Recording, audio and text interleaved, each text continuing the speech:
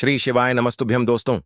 24 अगस्त 2025 भाद्रपद रविवार प्रतिपदा तिथि के दिन एक हल्दी दीपक से कर लेना यह एक उपाय होगी।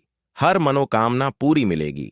सभी दोषों से मुक्ति, इतना धन आएगा कि संभाले नहीं संभलेगा। भगवान हनुमान जी के आशीर्वाद से पूरे साल धन बरसता रहेगा। दोस्तों, जैसा कि आप सभी लोग जानते हैं कि 24 अगस्त को भाद्रपद रविवार प्रतिपदा तिथि पड़ रहा है। इसीलिए यह दिन बहुत ही खास है, क्योंकि देखिए दोस्तों, गुरु जी ने कहा है कि जब भी भाद्रपद रविवार प्रतिपदा तिथि पड़े तो आपको सिर्फ और सिर्फ एक हल्दी दीपक वाला उपाय करना चाहिए। यह उपाय इतना खास है कि अगर आपने सही मुहूर्त पर सही क्रिया अनुसार एक हल्दी दीपक वाला उपाय कर लिया, जो प्राचीन काल के समय का महा उपाय है, तो मान के चलिए दोस्तों, भगवान हनुमान जी के आशीर्वाद से आपके जीवन का कितना ही बड़ा दुख हो, उससे आपको मुक्ति मिल जाएगी। आपकी कोई भी मनोकामना हो, मान लीजिए आप नौकरी की तैयारी कर रहे थे, आपकी नौकरी लग जाएगी। आपका बंद पड़ा व्यापार चल पड़ेगा। जिस बीमारी से आप बहुत दिनों से परेशान थे, उस बीमारी से आपको मुक्ति मिल जाएगी। आपके जीवन में धन आना शुरू हो जाएगा। आपके जीवन में धन आने के सारे रास्ते खुल जाएंगे और मान के चलिए दोस्तों, फिर आपको किसी भी प्रकार की परेशानी का सामना नहीं करना पड़ेगा। इसीलिए दोस्तों, इस दिन आप लोगों को इस वाले उपाय को जरूर कर लेना है। भले ही आपने पूरे साल भर इस उपाय को ना किया हो, पर अगर आपने इस भाद्रपद रविवार प्रतिपदा तिथि के दिन अगर इस वाले उपाय को कर लिया, तो आपको इस उपाय को करने का वह फल मिलेगा जिसकी आपने कभी कल्पना भी नहीं करी होगी। इसीलिए आप लोग इस एक हल्दी दीपक वाले उपाय को एक बार जरूर कर लेना, ताकि आप लोगों के हाथ से यह मौका न जा सके और आपको इस उपाय को करने का फल मिल सके। दोस्तों, यह उपाय पंडित जी ने अपनी अभी की ही शिव महापुराण की कथा में बताया है, जो इस उपाय को आज हम आपको बहुत अच्छे से समझाने वाले हैं। इस वीडियो को देखने के बाद इस उपाय को समझने के लिए आपको कोई और वीडियो को देखने की जरूरत नहीं पड़ेगी। तो चलिए दोस्तों, उपाय को शुरू करते हैं। उससे पहले, हे भगवान हनुमान, आपके इस वीडियो को जो भी लाइक और चैनल को सब्सक्राइब करें, उसके जीवन में कभी दुख दर्द मत आने देना। साथ ही साथ कमेंट बॉक्स में 5 ओम नमः शिवाय जरूर लिखें, ताकि भगवान हनुमान जी की कृपा आप सभी को प्राप्त हो सके। इसी के साथ मैं आप सभी को बता दूं कि आप लोग वीडियो को पूरा नहीं देखते हो, को काट काट कर देखते हो और गलत गलत उपाय को कर लेते हो, तो आपसे निवेदन है कि वीडियो को पूरा जरूर देखें। देखिए दोस्तों, यह भाद्रपद रविवार प्रतिपदा तिथि का दिन यह इतना खास होता है, इतना महत्वपूर्ण होता है।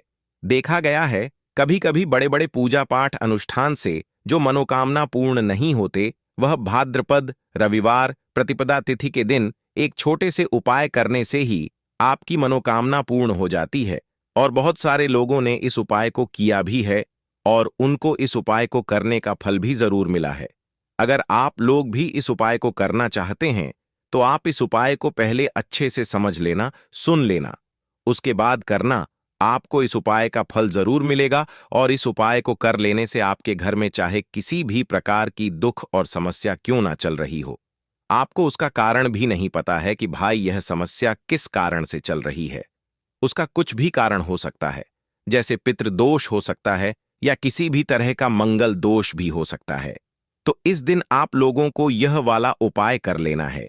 यह एक ऐसा उपाय है जिस उपाय को अगर किसी विशेष दिन पर किया जाए, तो भाई उस विशेष दिन का जो है वह तो हमें मिलता ही मिलता है, पर हमने उस दिन पर इस एक हल्दी दीपक वाले उपाय को किया है तो हमें उससे भी बड़ा फल मिलता है, और फल बहुत जल्दी मिलता है, क्योंकि आप इस उपाय को बहुत ही बड़े और विशेष दिन पर कर रहे हो। तो चलिए अब उपाय के बारे में बात करते हैं। लेकिन उससे पहले आप लोगों को यह जानना आवश्यक है कि आखिर यह उपाय किस समय करना है, किसको करना है और कैसे करना है।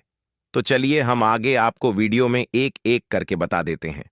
तो दोस्तों, इस एक हल्दी दीपक वाले उपाय को हमें इस भाद्रपद रविवार प्रतिपदा तिथि के दिन कैसे करना है, किसको करना है, किस समय करना है और कहां पर करना है, ये सारे सवालों के जवाब आपको इस वीडियो में मिल जाएंगे।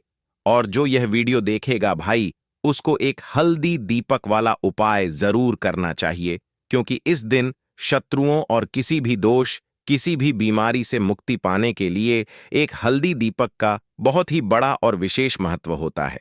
और जब बात आ जाए एक हल्दी दीपक की, तो यह सोने पर सुहागा वाली बात हो जाती है और यह एक बहुत ही बड़ा उपाय हो जाता है। अब दोस्तों, इस एक हल्दी दीपक वाले उपाय को आखिर करना किसको है? सबसे पहले हम लोग वह बात जान लेते हैं। तो देखो, घर की जो बड़ी माताएं बहनें होती हैं, उन माताओं बहनों में से कोई भी एक बड़ी माता बहन इस वाले उपाय को कर सकती है। और दोस्तों, अगर आप चाहे तो अपने घर में से सभी सदस्यों को भी इस उपाय को करवा सकते हैं। अगर किसी व्यक्ति की खुद की कोई मनोकामना है, खुद की कोई दुख और परेशानी है जो कि वह अपने लिए ही करना चाहता है, इस वाले उपाय को तो वह खुद अपने लिए भी कर सकता है। बाकी अगर कोई घर में से ऐसा है जो कि अपने पूरे घर परिवार की सुख और शांति के लिए यह वाला उपाय करना चाहता है, तो भाई वह भी कर सकता है। उसमें भी कोई दिक्कत वाली बात नहीं है। कहने का मतलब यह है कि इस उपाय को हर एक सदस्य भी कर सकता है और पूरे घर परिवार के सदस्य के लिए घर की बड़ी माताओं बहनों में से कोई एक माता बहन भी कर सकती है। माताएं बहनें अगर घर में उपस्थित ना हो या वह यह वाला उपाय ना कर पा रही हो, तो फिर घर का कोई बड़ा सदस्य भी इस एक हल्दी दीपक वाले उपाय को कर सकता है, चाहे फिर वह पुरुष ही क्यों ना हो। उसमें कोई भी दिक्कत वाली बात नहीं है। अब दोस्तों, एक हल्दी दीपक वाले उपाय को हमें करना कहां पर है? देखो, इस उपाय को हमें मंदिर में ही करना है। बहुत सारे लोग प्रश्न करते हैं, हर एक उपाय को करते समय क्या हम इस उपाय को घर पर या मंदिर में कर सकते हैं? देखो, तो इस वाले उपाय को आप मंदिर पर करोगे तो अच्छा रहेगा। घर में नहीं करना है इस वाले उपाय को। उसके बाद में दोस्तों, जो अगला प्रश्न निकल कर आता है वह यह आता है इस उपाय को लेकर कि आखिर इस उपाय को हमें किस समय करना है? सुबह के समय करना है कि शाम के समय करना है? तो देखो, इस वाले उपाय को आप लोग सुबह के समय भी कर सकते हो और शाम के समय प्रदोष काल में भी कर सकते हो। अब अगर आप पूछो कि भाई साहब, सबसे उत्तम समय कौन सा रहेगा इस एक हल्दी दीपक वाले उपाय को करने का, तो हम आपसे बस यही कहेंगे कि इस उपाय को आप शाम के समय करेंगे तो ज्यादा बेहतर होगा, क्योंकि भाद्रपद रविवार प्रतिपदा तिथि का दिन है और इस दिन प्रदोष काल के बहुत महत्व होता है। बाकी अगर सुबह के समय भी करेंगे तो भी अच्छा होगा, उसमें कोई भी दिक्कत वाली बात नहीं है। तो अब दोस्तों, जो अगली सबसे बड़ी और महत्वपूर्ण बात आती है वह यह आती है कि सुबह अगर हम उपाय को करेंगे तो हमें कितने बजे से लेकर कितने बजे तक के बीच में करना है, और शाम के समय प्रदोष काल में करेंगे तो हमें कितने बजे से लेकर कितने बजे के बीच में करना है। तो देखो, सुबह जितनी जल्दी हो सके आप उपाय को करने की कोशिश करना। बाकी अगर किसी कारणवश लेट भी हो जाओ, थोड़ी देर भी हो जाए तो देखो, सुबह जितनी जल्दी हो सके आप उपाय को करने की कोशिश करना। बाकी अगर किसी कारणवश लेट भी हो जाओ, थोड़ी देर भी हो जाए, तो 10 या 11 बजे तक भी आप उपाय कर लेना, पर रात के 12 बजे से ज्यादा देरी ना हो, ठीक है? इस बात का ध्यान रखना। उसके बाद में दोस्तों, अगर शाम के समय प्रदोष काल की बात करें, प्रदोष काल का जो समय होता है वह शाम के 6 बजे से शुरू हो जाता है। मतलब शाम के 6 बजे से लेकर 7 बजे के बीच का जो समय होता है, यह समय प्रदोष काल का समय होता है। इस उपाय को 7 बजे या 8 बजे के बीच में भी कर सकते हो। मतलब शाम के 6 बजे से रात 8 बजे के बीच में आप कभी भी इस वाले उपाय को कर सकते हो, उसमें कोई भी दिक्कत वाली बात नहीं है। परंतु 24 अगस्त भाद्रपद रविवार प्रतिपदा तिथि के दिन कोशिश करना कि समय के अंतर्गत ही कर लो। किसी कारणवश ना कर पाओ तो थोड़ा देरी से भी कर सकते हो। तो चलिए अब हम अपने सबसे पहले उपाय की बात कर लेते हैं। तो दीपक वाला उपाय करने के लिए आपको सबसे पहले जरूरत पड़ेगी एक दीपक। अब यह एक दीपक रविवार की रात अपने घर में इस जगह पर जला देना, बड़े से बड़ा शत्रु भी घुटने टेक देगा। दोस्तों, जैसा कि आप सभी जानते हैं, मार्गशीर्ष महीने की रविवार के दिन बहुत ही शुभ संयोग बन रहे हैं और इस दिन अगर आप 11 लौंग और एक कपूर अपने घर में जलाते हैं तो शत्रुओं से हमेशा के लिए आपको छुटकारा मिल जाएगा।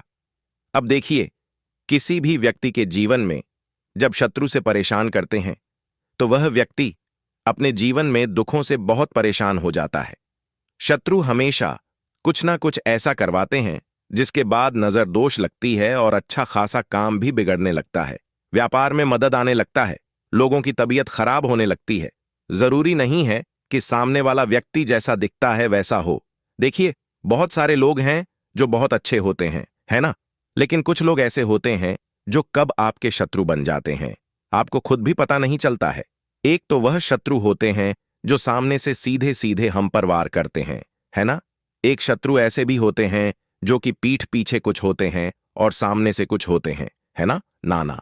तो ऐसे शत्रु होते हैं गुप्त शत्रु, और ऐसे शत्रुओं से हमेशा आपको बचकर रहने की जरूरत होती है। आप अपने शत्रुओं को शांत भी कर सकते हैं और इस उपाय को करने से आपको शत्रुओं से छुटकारा भी मिल जाएगा। लौंग जो होती है यह शिविर शक्ति का स्वरूप होती है, और आप सभी जानते हैं कि महादेव जिसके साथ हो ना, साक्षात काल भी आकर उसका कुछ बिगाड़ नहीं पाता है। अच्छा, रविवार का जो दिन होता है यह इतना उत्तम होता है कि आप इस दिन अपने पितरों को प्रसन्न कर सकते हैं, धन प्राप्ति के लिए उपाय कर सकते हैं और शत्रुओं से भी छुटकारा पा लेते हैं। जब 11 लौंग का उपाय और एक कपूर का उपाय अपने घर पर करते हैं तो बात कर लेते हैं सबसे पहले उपाय की, जो कि पितरों को प्रसन्न करने के लिए है। देखिए, पितृ जब किसी से नाराज हो जाते हैं ना, तो उस व्यक्ति के जीवन में बीमारियां, दुख, धन की समस्याएं लगातार बढ़ती हैं। तो कोशिश करें कि हमेशा अमावस के दिन आप अपने पितरों को प्रसन्न करने के लिए उपाय करें। अच्छा, पितृदोष अगर घर में जरा सा भी होता है ना, तो सबसे ज्यादा कष्ट जो आता है वह बच्चों के जीवन पर आता है। बच्चों का मन पढ़ाई में नहीं लगता है, उन्हें आसानी से जीवन में सफलता नहीं मिलती है। बहुत सारे लोगों के यहाँ संतान को लेकर बहुत समस्याएं होती हैं कि संतान नहीं हो रही है ना? तो पितरों को प्रसन्न करने के लिए आपको इस दिन क्या करना है कि सूर्य भगवान को अर्घ देना है। तो थोड़ा सा तांबे का लोटा अगर हो तो तांबे के लोटे में जल भर लें, वरना किसी भी लोटे में आप जल लें। उसके अंदर आपको क्या करना है, थोड़े से अक्षत के दाने डालने हैं, थोड़े से चावल के दाने, थोड़ी सी किसरी डाल लें, अगर लाल फूल है तो लाल फूल डाल लें और सूर्य भगवान को अर्घ दें। अगर भी आप जल चढ़ा देते हैं, अर्घ दे देते हैं, तब भी आपके घर से पितृदोष दूर होता है। तो जब भी आप रविवार के दिन सूर्य भगवान को अर्घ देते हैं, इससे आपके पितृ प्रसन्न होते हैं। साथ ही साथ अगर आप कर सकते हैं तो पीपल का जो पेड़ होता है, इसमें भी हमारे पितरों का वास मां ना जाता है। तो आपको क्या करना है कि एक लोटे में या किसी भी बर्तन में आपको जल लेना है, उसमें थोड़े से आपको काले तिल के दाने डालने हैं, काला तिल डालना है। साथ ही साथ आपको क्या करना है, थोड़े से मिश्री के दाने डालने हैं, गुड़ भी आप यहां पर डाल सकते हैं। अब यह मीठा जल आपको पीपल के पेड़ में चढ़ाना है। आपके घर के आसपास जहां भी पीपल का पेड़ हो, आप रविवार के दिन सुबह के समय में पीपल की जड़ में यह मीठा जल चढ़ाएं और अपने पितरों से क्षमा याचना करें। साथ ही साथ दीपक अगर आप लगा सकते हैं तो पीपल के पेड़ के नीचे आपको दीपक जरूर से रविवार के दिन शाम के समय में लगाना चाहिए। पितरी आपके हमेशा प्रसन्न रहेंगे और कभी भी पितृदोष की वजह से घर में कोई दुख और कष्ट नहीं आएगा। तो बहुत ही उत्तम सा यह उपाय है जो कि पितरों को प्रसन्न करने के लिए है, और जीवन के दुख कष्ट जो हैं वह बहुत जल्दी दूर होते हैं जब आप हमेशा अपने पितरों को प्रसन्न रखते हैं। तो चलिए अब बात कर लेते हैं 11 लौंग और 1 कपूर घर में किस जगह पर जलाना है, और इस उपाय को करने से कैसे आप अपने शत्रुओं से छुटकारा पा सकते हैं। शत्रु कभी आपको परेशान नहीं करेंगे। शत्रु चाहे कैसे भी हो, सामने से कोई व्यक्ति शत्रु है या गुप्त शत्रु है, हर प्रकार के शत्रु जो है यह शांत हो जाएंगे और चाहकर भी आपका कुछ बिगाड़ नहीं पाएंगे। तो देखिए, उपाय को करने के लिए आपको 11 साबुत लौंग लेनी है। एक भी लौंग खंडित ना हो, टूटी हुई ना हो। एक छोटा सा कपूर का टुकड़ा लेना है, जिसे कि कपूर की टिकिया भी बोलते हैं। एक कोई भी यहां पर मिट्टी का दीपक ले लें या पीतल का बर्तन ले लें, उसके अंदर 11 लौंग रखेंगे, एक कपूर रखेंगे, थोड़ा सा देसी घी इसके ऊपर से आप डाल देंगे। अब यह आपको रविवार के दिन रात के समय में, ठीक है ना, जब सूर्य अस्त हो जाता है उसके बाद किसी भी समय आपको अपने घर में जलाना है और इसका धुआं पूरे घर में अच्छे से दिखाना है। जितने भी कमरे हैं, जितने भी रूमर्स हैं, बरामदा, आंगन, ठीक है ना, बालकनी, जो भी आपके घर में है, सभी जगह पर आपको इसका धुआं अच्छे से दिखाना है। और साथ ही साथ आपको महादेव का ध्यान जरूर करना है। देखिए, जब भी आप अपने घर में यह लौंग और कपूर रविवार के दिन जलाते हैं, सबसे पहले तो शत्रुओं से छुटकारा मिल जाता है। कोई भी शत्रु कुछ भी करता है, वह आपके घर तक चीज नहीं पहुंचती है, आपका कुछ नहीं बिगड़ता है। दूसरी चीज कि जब भी लौंग और कपूर आप जलाएंगे, आपके घर पर कोई संकट नहीं आता है, आपके धन पर कोई संकट नहीं आता है, घर में कोई परेशानियां नहीं आती हैं और हमेशा आपके घर में सकारात्मक ऊर्जा बढ़ती है, पॉजिटिव एनर्जी बढ़ती है, जिसके बाद आपके घर में धन की देवी माता लक्ष्मी वास करती है। लौंग और कपूर जिस घर में कोई भी व्यक्ति जलाता है, विशेषकर रविवार के दिन, तो ऐसा समझ लीजिए इसके बहुत चमत्कार हैं, बहुत ज्यादा लाभ है। तो कोशिश कर कि रविवार के दिन रात के समय में किसी भी समय आप अपने घर में 11 लौंग और एक कपूर जरूर जलाएं। शत्रु जो हैं वह घुटने टेक देंगे और आपका कुछ नहीं बिगाड़ पाएंगे। साथ ही साथ धन की वर्षा भी घर में होगी और धन से जुड़ी जितनी भी समस्याएं आपके जीवन में आ रही हैं, बहुत तेजी के साथ आपके जीवन से दूर होती चली जाएंगी। तो चलिए अब बात कर लेते हैं अपने तीसरे उपाय की, और तीसरा उपाय है धन वर्षा के लिए और धन को बढ़ाने के लिए। बहुत सारे लोगों की यह समस्या होती है कि पैसा बढ़ता नहीं है। पैसा तो आता है घर में, लेकिन पैसा बढ़ता नहीं है। या कुछ लोग ऐसे भी हैं जो कहते हैं कि पैसा बढ़ेगा, तो तब जब घर में पैसा आएगा, बिल्कुल से पैसा आना बंद हो रहा है। व्यापार दिन पर दिन खराब होता जा रहा है। नहीं समझ आ रहा, किसी ने कुछ करा दिया है या फिर घर में कुछ ऐसा है, वास्तु दोष है, नजर दोष है, जिसकी वजह से घर में तरक्की लोगों की नहीं हो रही है। ठीक है ना? बिल्कुल। व्यापार धंधा सब बेकार होता चला जा रहा है। जो भी व्यापार कर रहे हैं उसमें लगातार घाटा हो रहा है। तो यह उपाय आप करिए रविवार के दिन, और फिर इसका चमत्कार खुद देखिए। चाहे व्यापारी हैं, आप कोई बिजनेसमैन हैं, दुकान है, आपकी हर प्रकार के काम में लाभ ही लाभ मिलता है। जब इस उपाय को आप करते हैं, आपको क्या करना है? 2 फूल वाली लौंग लेनी है, एक लाल फूल लेना है, गुलाब का फूल भी आप यहां पर ले सकते हैं। उसी गुलाब के फूल में ये 2 फूल वाली लौंग रख देनी है। एक देसी घी का दीपक आपको जलाना है, लंबी बाती का। अब यह दोनों चीजें लेकर अपने घर के मंदिर में आपको बैठ जाना है। शाम के समय में, रविवार के दिन शाम के समय में जब सूर्य अस्त हो जाता है, सूर्य छिप जाता है, अब आपको सबसे पहले देसी घी का दीपक जला देना है, माता लक्ष्मी के सामने और भगवान विष्णु जी के सामने। ठीक है ना? एक देसी घी का दीपक जला देंगे और जो लौंग और फूल आपने लिया है, यह अपने सीधे हाथ में आप रख लेंगे। अब आपको माता लक्ष्मी से अपने जीवन की समस्याओं को कहना है कि मेरा काम नहीं चलता है, मेरा व्यापार अच्छे से नहीं बढ़ता है, मेरा धन नहीं बढ़ रहा है, मेरे पैसे में बढ़ोतरी नहीं हो रही है।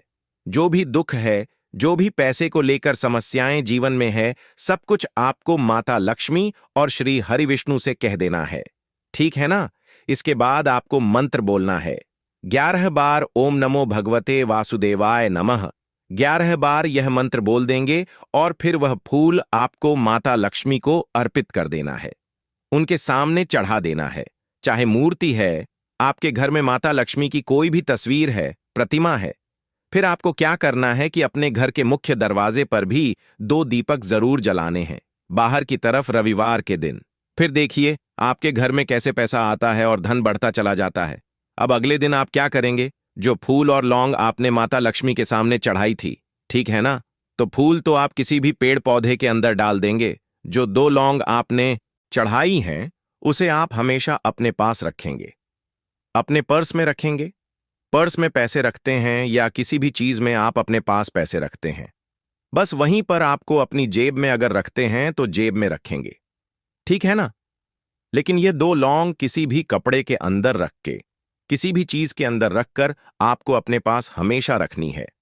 कोई भी नजर दोस्त परेशान नहीं करेगी। पैसा हमेशा घर में आएगा और हमेशा आपके जीवन में सुख समृद्धि बढ़ती चली जाएगी। तो रविवार के दिन इन अचूक उपायों को जरूर करें और इनका लाभ जरूर उठाएं।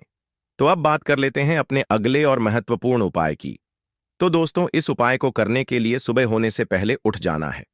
घड़ी मत देखना, जब नींद अपने आप टूट जाए वही समय ठीक होता है। सबसे पहले जमीन पर पैर रखने से पहले मन में बोलना है, आज जो करूंगा वह सिर्फ अपने भाग्य को ठीक करने के लिए करूंगा। फिर बिना किसी से बात किए सीधा रसोई में जाना है। कोई दरवाजा जोर से मत बंद करना, सब कुछ धीरे से करना है। वहां हल्दी का डिब्बा ढूंढना है, जो सबसे कम इस्तेमाल होता है वही असली होता है। उसमें से बस एक चुटकी निकालनी है, ना ज्यादा ना कम। जितनी उंगलियों में आए उतनी, उससे ज्यादा नहीं। अब एक कटोरी चाहिए। तांबे की हो तो सबसे अच्छा पीतल चलेगा, नहीं तो मिट्टी का छोटा सा प्याला भी चलेगा, लेकिन प्लास्टिक नहीं चलेगा। अब उस हल्दी को उस कटोरी में रखना है, बिना किसी मंत्र, बिना किसी सोच के। बस हल्दी डालते हुए इतना बोलना है, जो पीला है वह उजाला है। मेरे जीवन में अब यही उजाला चाहिए और कुछ नहीं। अब एक सफेद कपड़ा ले लो, रूमाल हो या धोती का किनारा साफ हो, बस इतना जरूरी है। अब चुपचाप घर से बाहर निकल जाना है। किसी से पूछना नहीं, बताना नहीं। सीधे उस जगह जाना है जहां घास उगती हो। कोई मंदिर का पिछवाड़ा, कोई खाली मैदान, कोई तुलसी के पास की मिट्टी, कहीं भी जहां जमीन ने दूरवा को जन्म दिया हो। अब जमीन पर बैठना नहीं है, बस खड़े खड़े झुककर देखना है और धीरे धीरे दूरवा तोड़नी है। पूरी की पूरी नहीं, बस ऊपर की 3 पत्तियों वाली शाखा, एक नहीं दो नहीं, पूरे 21 तोड़नी है। लेकिन हर बार जब तोड़ो तब मन में एक बात बोलनी है, हे गणपति, मेरी अटकी हुई किस्मत को काट दो। हर बार यही 21 बार। अब वह दूरवा रुमाल में लपेट लो और घर लौट आओ। अब जहां सबसे ज्यादा शांति हो वहां बैठो। मंदिर हो तो ठीक, नहीं तो दीवार का वह कोना जहां बचपन में बैठते थे वहां बैठ जाना है। अब कटोरी को अपने सामने रख देना है, दूरवा खोलनी है और एक एक करके सारी दूरवा उस हल्दी में डालनी है और हर बार मन में बोलना है, जो रुकावट है वह अब नहीं रहेगी। फिर उसी कटोरी को अपने दोनों हाथों से उठाना है, आंखें बंद करनी है और एक लंबी सांस लेकर उसे माथे से लगाना है। फिर बिना कुछ बोले, बिना कुछ मांगे, बस 5 मिनट तक मौन बैठना है। वह मौन ही सबसे बड़ी प्रार्थना है। अब उसी कटोरी में थोड़ा सा शुद्ध जल डालना है। अगर गंगा जल हो तो बहुत अच्छा, नहीं है तो भी चलेगा।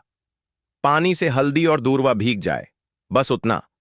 अब कटोरी को सिर के ऊपर से 3 बार घुमाना है, पहले दाएं से, फिर बाएं से, फिर एक बार और दाएं से, जैसे कोई अंधेरे का घेरा काट रहा हो।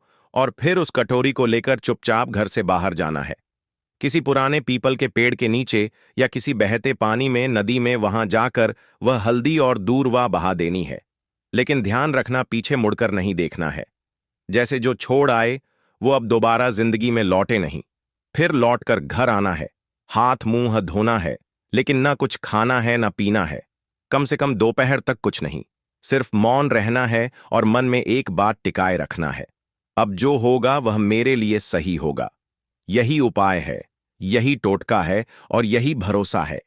इसे किसी को बताना नहीं है, किसी से चर्चा नहीं करनी है। और किसी दिन अचानक जब कोई बंद दरवाजा अपने आप खुल जाए तो समझ लेना हल्दी और दूरवा ने अपना काम कर दिया है। अब जब उपाय पूरा हो गया, जब तुमने चुपचाप हल्दी उठाई, दूरवा तोड़ी, मंत्र नहीं बोला, लेकिन प्रार्थना की, तो समझो कि अब काम उस स्तर पर शुरू हुआ है जहां शब्द नहीं पहुंचते, जहां इंसान की समझ रुक जाती है और जहां से किस्मत की चाल चलती है। मगर दिक्कत यह है कि आजकल इंसान इतना शोर सुनता है कि जब जीवन में कोई बदलाव चुपचाप आता है तो वह उसे पहचान ही नहीं पाता। इसलिए जरूरी है यह जानना कि उस उपाय ने असर करना शुरू किया है या नहीं, और अगर हां तो कैसे। सबसे पहला संकेत, मन की हल्कापन। कोई बड़ी बात नहीं होती, बस एक सुबह उठते हो और बिना वजह मन हल्का महसूस करता है। न कोई बड़ी खुशखबरी मिली होती है, न कोई पैसा वापस आया होता है, लेकिन भीतर से लगता है कि जैसे कुछ हट गया है। कोई बोझ, कोई डर, कोई घबराहट जो महीनों से थी आज नहीं। यही पहला संकेत है कि उस हल्दी ने अपना रंग फैलाना शुरू कर दिया है और दूरवा ने जो बांधा था उसे काटना शुरू कर दिया है। दूसरा संकेत, वह लोग जो आपको नीचा दिखाते थे अचानक चुप हो जाते हैं। वह जो रोज ताना मारते थे, वह जो आपको नजरअंदाज करते थे, वह जो आपके रास्ते में दीवार बनते थे, अचानक जैसे किसी अदृश्य ताकत ने उनकी जुबान बांध दी हो। वह सामने होते हुए भी आपसे कुछ नहीं कह पाते, और जब आप जाते हो तो उनके चेहरे पर एक झिझक होती है, जैसे वह जानते हो कि अब आप वहीं नहीं रहे। यह दूरवा का काम है जो रुकावटें बिना आवाज के काट देती है। तीसरा संकेत, रुका हुआ पैसा, अटका हुआ काम अचानक बिना कोशिश के हल हो जाता है, जैसे किसी ने फाइल को धकेल दिया हो। जैसे कोई केस जो सालों से रुका था उसमें तारीख लग जाए, या बैंक का वह चेक जो बार बार लौटता था अब पास हो जाए। आप खुद सोचोगे मैंने तो कुछ नहीं किया, फिर यह कैसे हो गया, और वहीं आपको याद आएगा मैंने कुछ किया था पर मौन में। चौथा, संकेत। सपनों में कुछ दिखने लगता है। यह बात बहुत लोग नजरअंदाज कर देते हैं, लेकिन असर का असली रास्ता